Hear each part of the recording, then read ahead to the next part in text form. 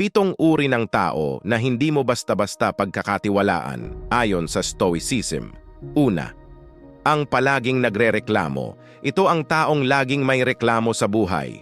Kahit anong mangyari, may masamang sinasabi. Ayon sa Stoicism, ang ganitong tao ay nagpapalakas ng negatibong enerhiya. Pangalawa, ang drama magnet. Siya ang laging may eksena. Parang telenovela ang buhay niya.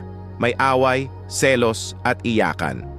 Stoic advice: huwag kang masyadong malapit sa mga taong ito. Baka ikaw ang sumunod na bida sa kanilang drama. Pangatlo, ang laging kontra. Ito ang taong hindi pumapayag sa kahit anong plano. Parang may sariling mundo. Stoicism teaches us to be open-minded. Pero ang mga kontrabida ay hindi palaging nakikinig. Pang-apat, ang laging biktima. Siya ang laging may kwento ng kamalasan. Stoic wisdom: hindi lahat ng bagay ay sa atin. Kailangan natin harapin ang buhay ng may tapang at hindi laging magpakabiktima. Panglima, ang toxic positivist. Ito ang taong laging ngumingiti, pero sa likod ng maskara ay puno ng negatibong saloobin.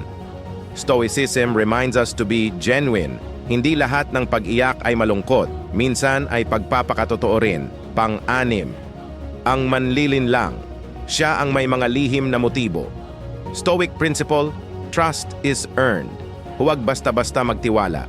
Obserbahan mo muna bago magbigay ng tiwala. Pang-pito, ang time vampire. Ito ang taong laging humihingi ng oras mo. Stoicism teaches us to value our time wisely. Huwag mong hayaang ubusin ka ng mga taong walang ibang ginawa kundi humingi ng tulong. Sa pag-aaral ng Stoicism, natutunan natin na ang pagkakaroon ng tamang diskarte sa mga tao ay mahalaga. Hindi lahat ay dapat pagkatiwalaan agad.